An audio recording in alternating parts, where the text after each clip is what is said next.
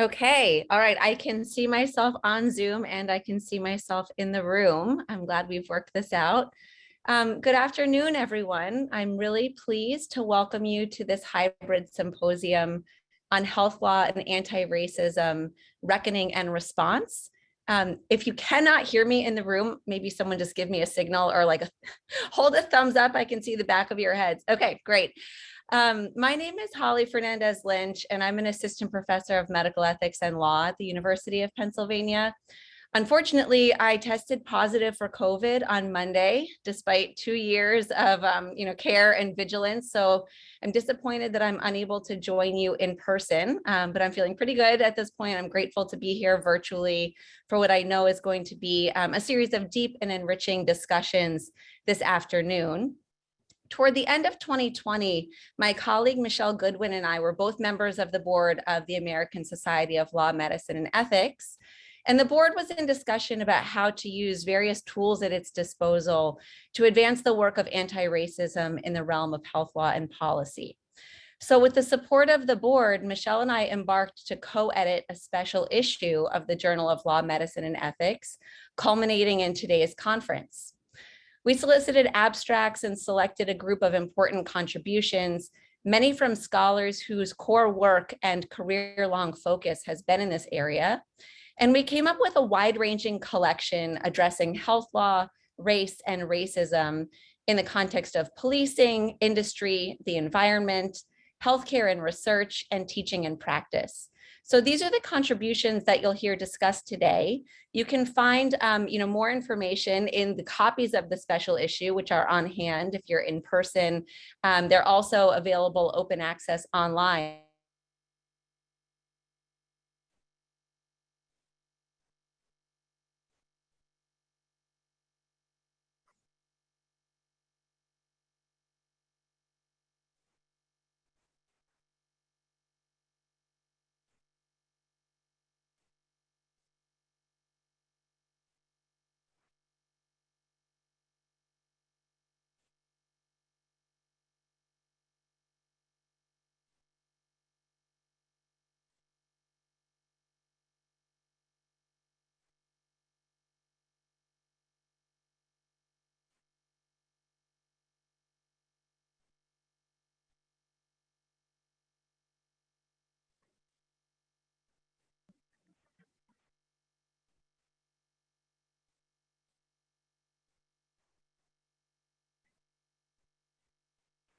Okay, I think probably might be setting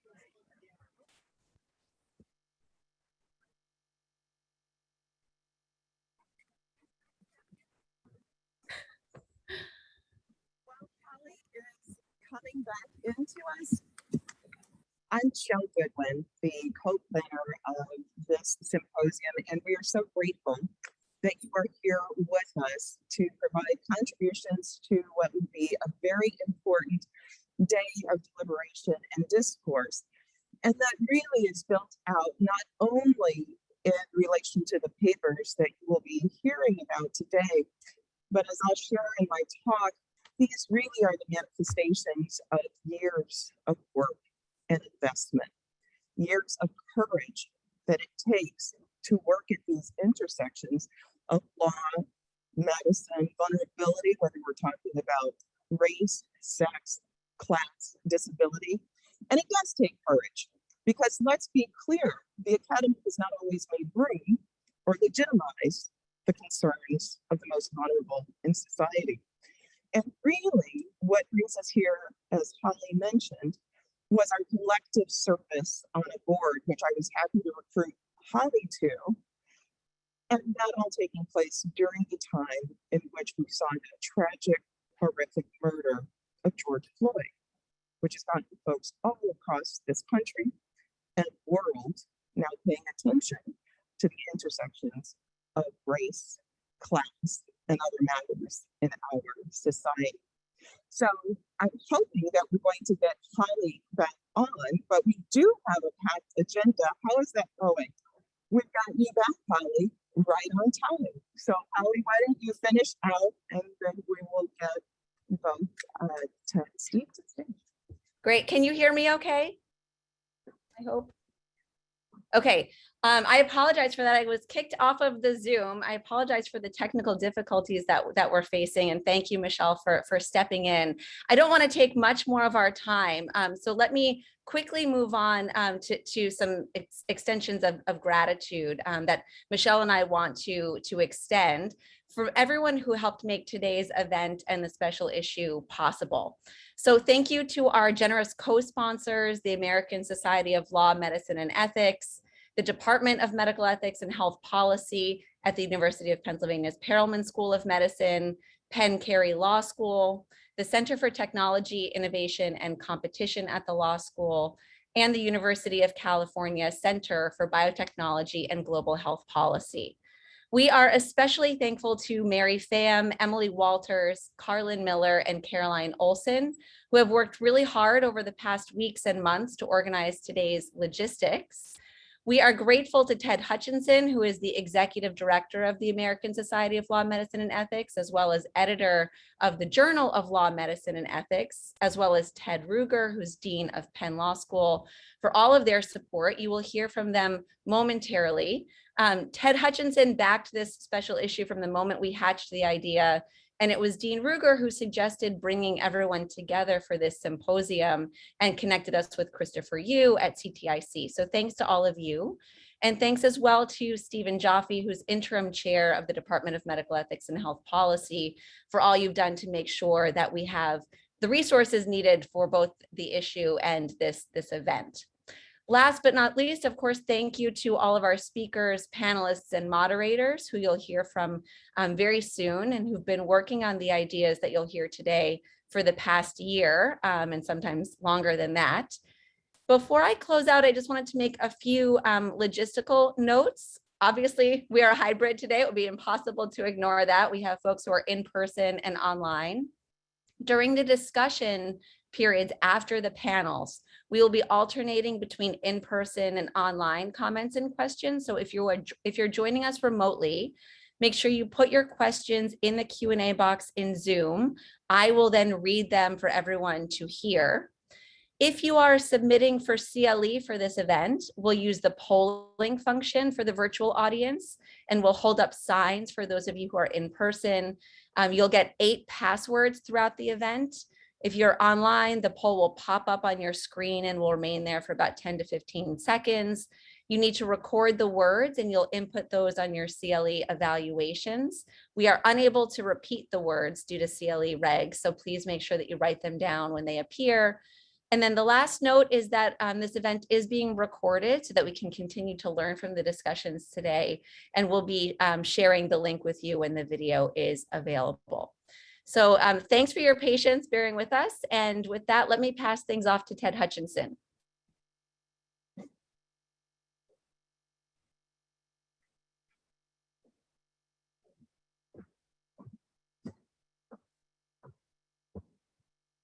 Hi, everyone. So first, thank you very much to Holly for those kind words. I am a professional editor, as she said. I took my mask off because as an editor, I never actually speak to people. I just sit in a room by myself and mumble. Yeah.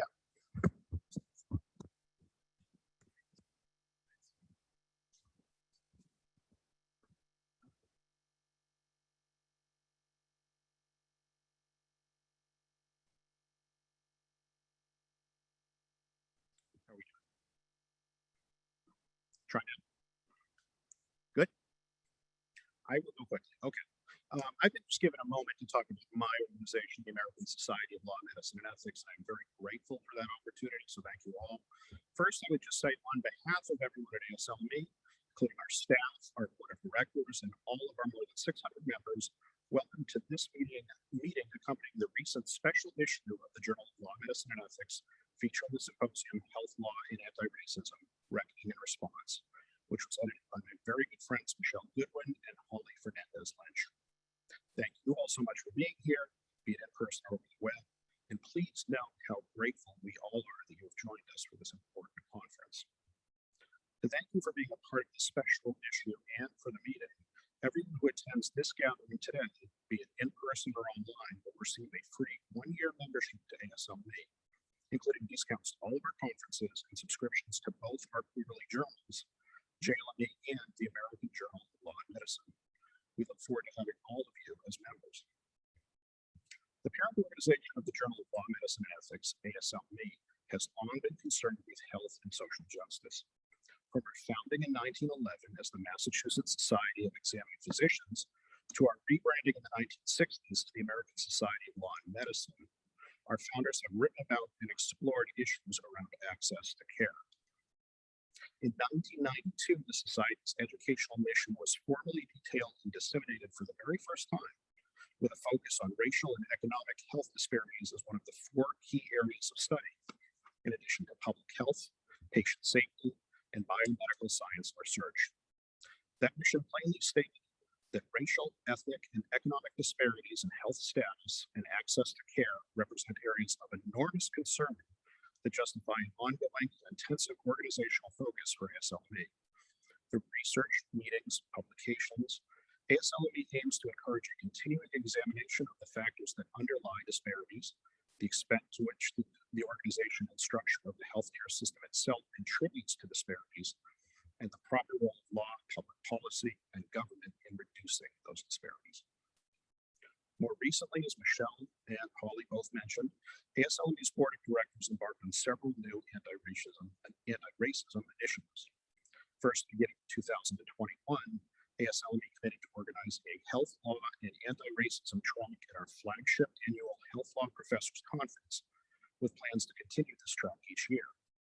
Our 2021 conference, hosted online by Northeastern University School of Law, featured a successful rollout of this track. That track will go live along with the rest of our conference in 2022 in Phoenix this June. As you are all now members of ASLME, you are especially invited to attend. Secondly, ASLME launched a new graduate student writing competition focused on issues at the intersection of health law and anti-racism to support emerging scholars in any field interested in engaging this work. The winner of this inaugural edition of this writing competition was Duquesne University School of Law student Gabrielle Kolinik. She is joining us at this conference today. The second year of that conference is going on now, so please let your students know. In the third tier of our initiatives, ASLME is proud to announce a new series in the Journal of Law, Medicine, and Ethics called Expanding Perspectives, as well as an Expanding Perspectives Fellowship program to accompany the series.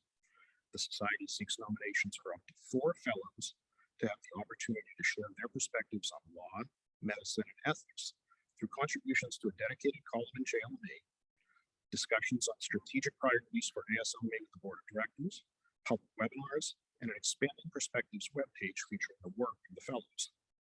Specifically, ASLME is looking to provide support for new voices and ideas within our member community, including individuals whose research delves into the health and healthcare-related topics from disciplines outside of law, medicine, or bioethics.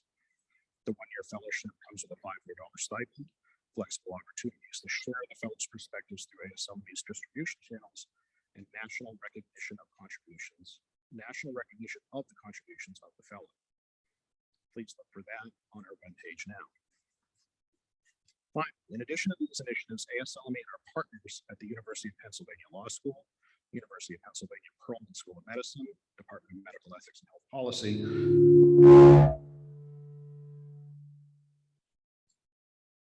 I hope that wasn't me, and the University of California Irvine School of Law all supported this special issue of JLME, which you now hold in your hands, as well as this wonderful public conference to continue the conversation. So we thank all of the contributors to the special issue, all the attendees and speakers of the conference, our hosts and sponsors at Penn and the University of California, and especially once more our great friends Michele Goodwin and Holly Fernandez Lynch for guest editing this issue, for co-hosting the conference and inspiring us all with the work they do. So thanks to them. Thanks especially to all of you. I hope you all have a wonderful conference. Thank you.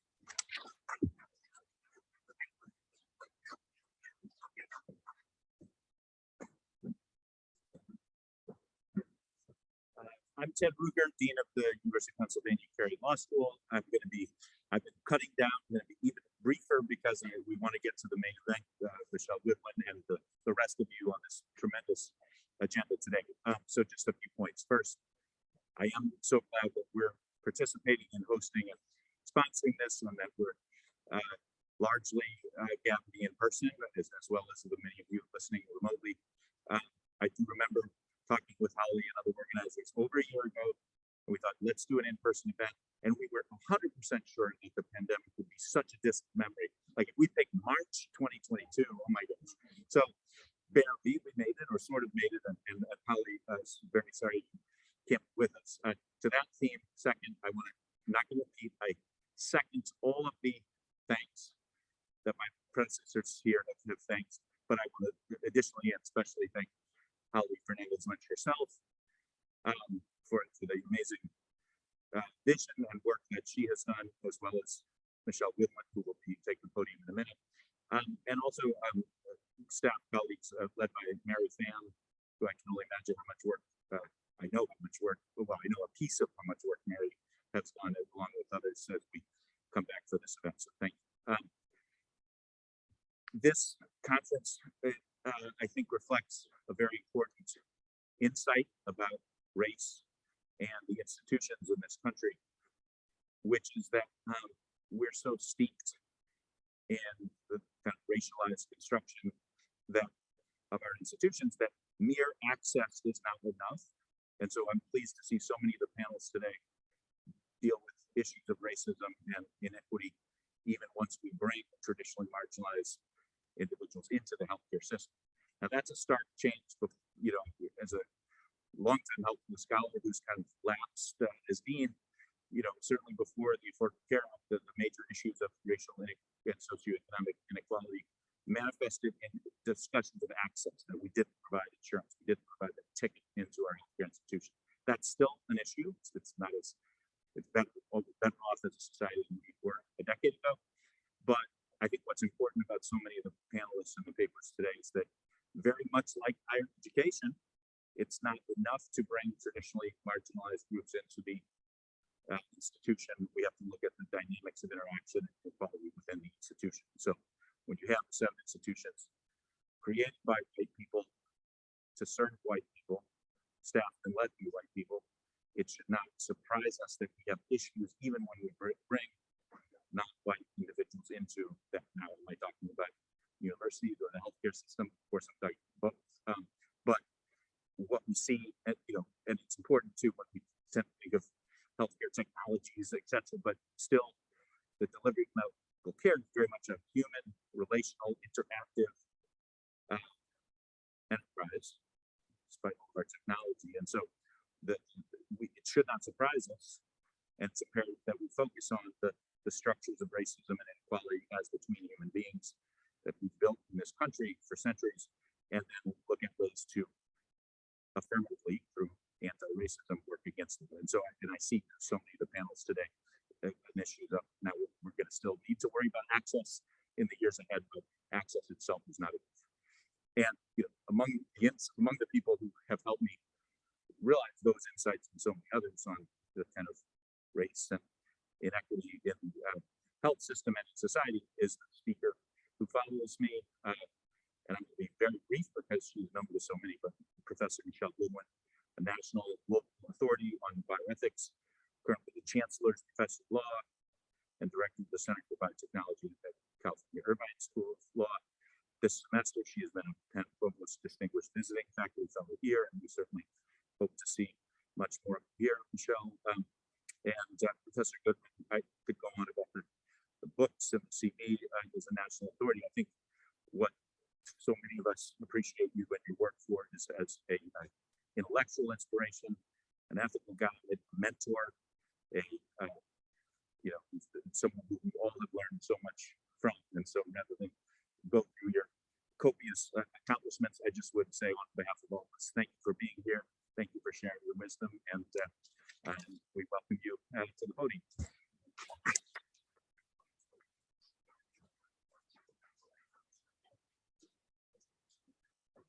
That was a very, very warm and generous introduction. Thank you so much for that. All right. It's a pleasure to be with you all today. And I'll try to keep my remarks on time, given the very full agenda that we have. In the United States, COVID-19 exposes pre-existing institutional and infrastructural inequalities, and social problems in our society. Much of this is laid bare. Racism, sexism, and xenophobia are the pre-existing social conditions that further exacerbate harms manifested by this horrible disease. And what I want to share with you are thoughts that I've had during the space of this pandemic, and really that are a kind of lead up in many ways to the work that took place to bring about this symposium and the work that was done at the American Society of Law, Medicine, and Ethics, in which I served on its board and was quite concerned about how we would address matters of racism in our society in light of what we've all seen in the last couple of years. The spring and summer of 2020 sweltered under the thick heat of shots ringing out in the middle of a southern night, loudly ricocheting as if a combat sport against a hostile, weapon-bearing foreign enemy. Under the cloak of darkness, they arrived seemingly on a mission of search and destroy. Arguably, the goal was not to serve or save a life, but perhaps inflict death or injury itself. As the men assembled their weapons loaded and bulletproof vests secured, they instructed the ambulance on standby to leave in violation of departmental protocols. Like hunters for enemy combatants, they operated by surprise. According to police, they knocked. Their account is disputed. Whether they knocked or not, no introductions or explanations were given on that evening. This practice is known as the controversial no-knock warrant. It is a type of law enforcement strategy reserved for only the most exigent circumstances, where officers fear armed suspects or the destruction of evidence, because by default, law enforcement officers must comply with a knock and announce rule. To knock and announce is no modern rule. Rather, this ancient common law doctrine generally requires officers to knock and announce their presence before entering a home to execute a search warrant. On this night, constitutional protections found in the Fourth Amendment stood at bay, disarmed by local law enforcement. In reading the mounting reports and commentaries that copiously detailed that tragic night, I was reminded of President Obama disclosing the tactical finesse of Osama bin Laden's killing 9 years prior by Navy SEALs. Bin Laden, the mastermind behind the September 11th terrorist attacks in the United States, deftly escaped surveillance and capture for a decade, fleeing from safe house to guarded compound, masterfully eluding capture and death from highly skilled special forces. The president referred to it as a targeted operation to murder one of America's foremost enemies, a person described by President Obama as, quote, not a Muslim leader, but a mass murderer of Muslims. Surely the Navy SEALs did not knock. However, this was not Pakistan, Iraq, or Afghanistan. There were no hostile enemy forces lurking there. No, it was the dim of night in Louisville, Kentucky. Breonna Taylor was not a terrorist or war criminal. She had not declared war on her neighborhood in Louisville or the state of Kentucky, or on the United States. She was an essential worker, delivering medical aid amid a global pandemic. Nevertheless, on this evening, their forceful blasts, discharge after discharge, rapidly launched in search of prey. On this night, she will die. An officer shoots with sharp, exacting precision, and another, seemingly firing without discernment or attention, launches 10 bullets. Shot after shot penetrate the flesh of a woman marked by the dubious distinction of being both essential and expendable. This is a lingering mark and contradiction of Black womanhood. The necessary malign social scapegoat against which a society steeped in a history of racism defines her. She is important in the fight against COVID-19 and yet fungible. As she writhes in pain, a woman who dedicated herself to saving the lives of others cannot count on the same from fellow civil servants. In any case, Breonna Taylor will not survive that evening. Before the morning, she will be pronounced dead. She will not live to vocalize her fear or profess her pain. Her death will be recorded between and somewhat eclipsed by the murders of Ahmaud Arbery, chased by white men in Georgia who hunted him down in a pickup truck and murdered him, and George Floyd, whose killing caught on video occurred under the pressed knee on his neck by Derek Chauvin, a Minneapolis police officer, or former police officer. As Washington Post reporters noted, after Louisville police fatally shot 26-year-old Breonna Taylor during a nighttime raid at her home in March of 2020, her killing could have been just another in a long line of deadly police shootings of women that have drawn little publicity. However, her death fell between two high-profile killings of Black men. Louisville police officers will later write a skeletal incident report that on some levels reflect how little Breonna Taylor's life mattered to them or the systems and institutions that historically devalue women like her. After all, on the night in question, as Breonna Taylor's boyfriend pleaded on her behalf for officers to secure medical help for her, the officers provided none. Despite the numerous times in which she was shot, they will list her injuries on the report, which I obtained and read, as none. It is well known now by witness accounts and crime scene photos that officers used a battering ram to force entry into the apartment, and notwithstanding the false police report, Breonna Taylor tragically died in a hail of bullets. Arguably, Breonna Taylor's death became visible primarily through the tragic murders, the murder of George Floyd 2 months later.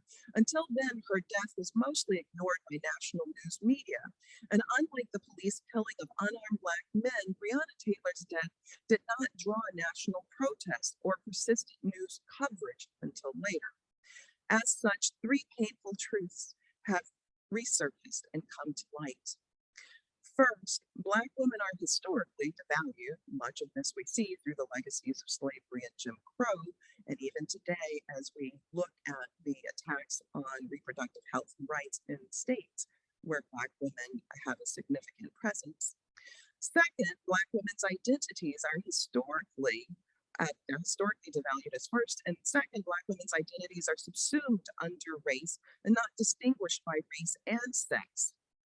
Third, Breonna Taylor's death indicates that despite her value or contribution to society, including serving on the front lines during a pandemic, Black women like her may be rendered invisible due to their race and sex, and therefore considered unimportant.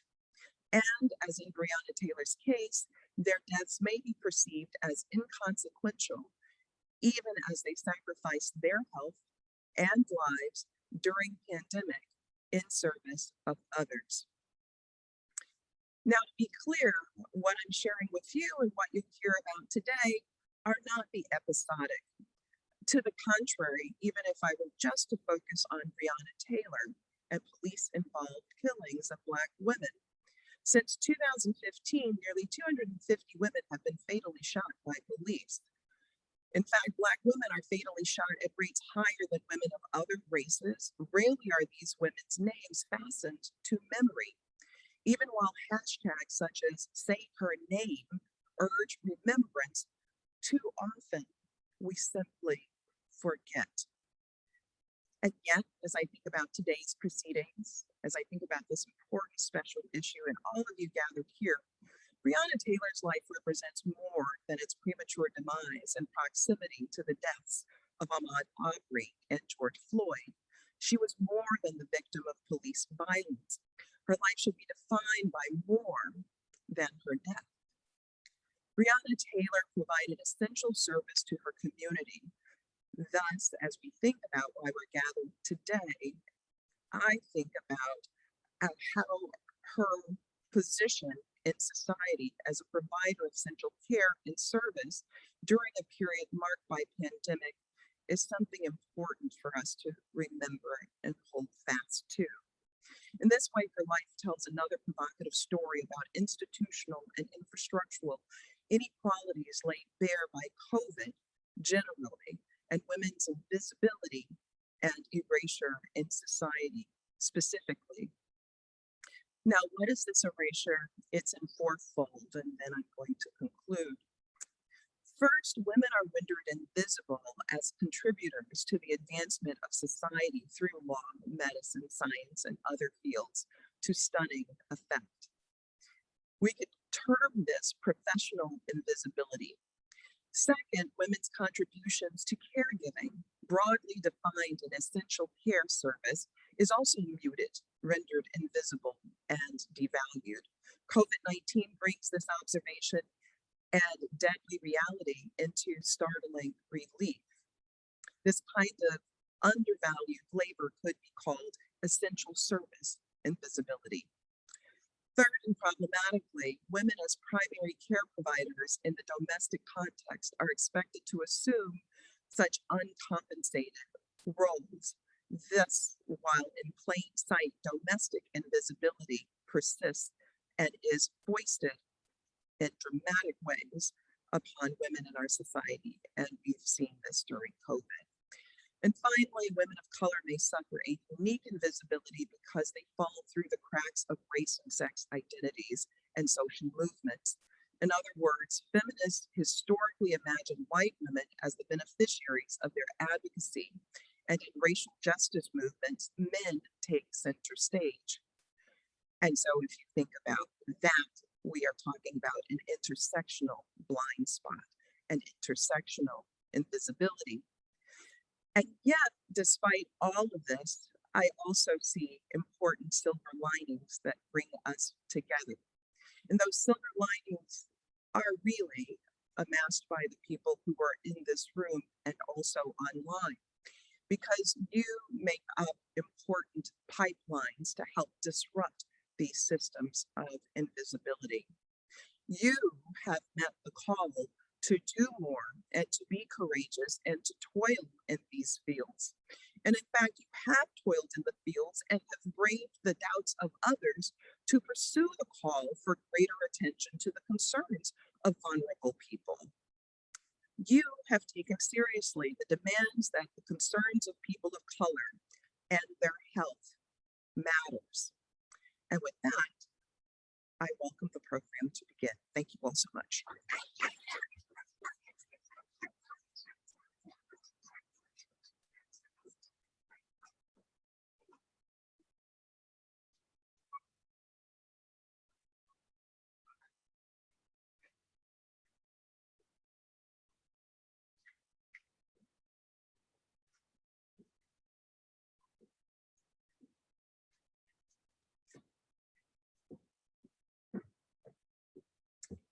So good afternoon, everybody. I'm happy to be here. This is my first time out since the pandemic. So it's just exciting to talk to actual people. So today I want to briefly talk to you, not necessarily about a specific policy or a topic, but a policy and political mechanism that I think is important in this work. And that would be the growing misuse of state preemption.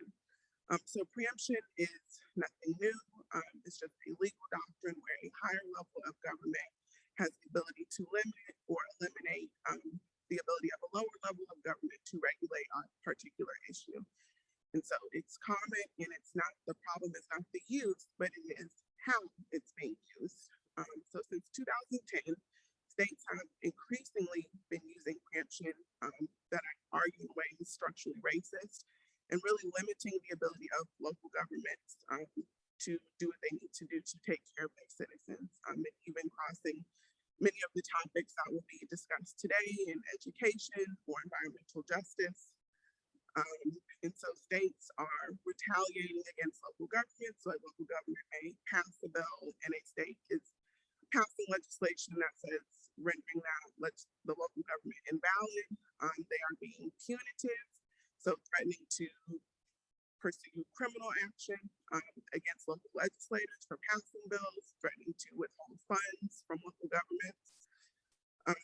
But in addition to just these policies being stopped, and many of them that would be beneficial to people of color, it's also shaping the political environment that all of this work happens in. And so I just wanted to leave you kind of with three things that I think are cross-cutting and important for any discussion that happens today. One is that we cannot ignore state politics and state policy. And so we can look at election turnouts and we see that people pay a lot more attention to the general public to what happens at the federal level. I could argue in some of our discourse that we place a lot of attention on the federal as well, but we cannot ignore the states. Preemption is a part of kind of a larger project to concentrate power at state legislatures. State legislatures have, Republican state legislatures in particular, have a structural advantage when it comes to voting rights, their election processes that are making things difficult. And so this work has to pay attention to state politics and the state legislatures.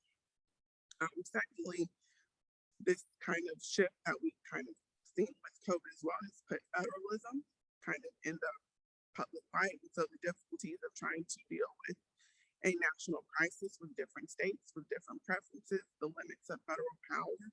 And so this is not just limited to the pandemic. States have taken this as an opportunity to continue this. And so we see them delving into different things like limiting local public health authority, quote unquote, CRT, which we know does not discuss in K-12 at all, but just generally poking their nose into state government's business. State government's poking their nose into local government issues. And so as we do this work, we need to pay attention to the larger structures that it happens in, and that federalism is responsive to different social and economic issues that are happening in our society. And lastly, is for the people in this room and the people on the Zoom, is that promoting racial equity through law and policy is going to require creativity. I recognize that I'm in this is the law school building. It's a general building, but I'm not a lawyer, and so I will tread lightly as far as that. But creativity in our legal strategies as well as in our research. So with a policy like preemption, it's kind of emblematic of kind of other approaches. So it's race neutral in its application. Sometimes there's discriminatory intent, sometimes there isn't, but that disparate outcomes remain. So that has been a challenge to litigate legally. For example, in Birmingham, they tried to sue the state of Alabama as a violation, saying the law was racially discriminatory and it violated the 14th Amendment, and it was unsuccessful in court. And so I think that there has to be creativity and legal strategy as we kind of move forward and deal with these race neutral policies with discriminatory outcomes. I'll leave that to the legal people, so that's not me. To my fellow researchers, I would also urge that we are creative in our work. We cannot ignore the great variation across states, this reemergence of states' rights, which is often just the euphemism for just good old-fashioned racism. And so that when we are doing our work, you cannot ignore what I'm from Tennessee, what they're doing in California and Massachusetts. That's nice. So that's not even often legally available to us and not necessarily politically feasible. And so I think the impetus has to be on the researchers to understand the different political environments and be nuanced and precise about our policy interventions and how we're going to intervene in this process to promote racial equity, but have confidence in the creativity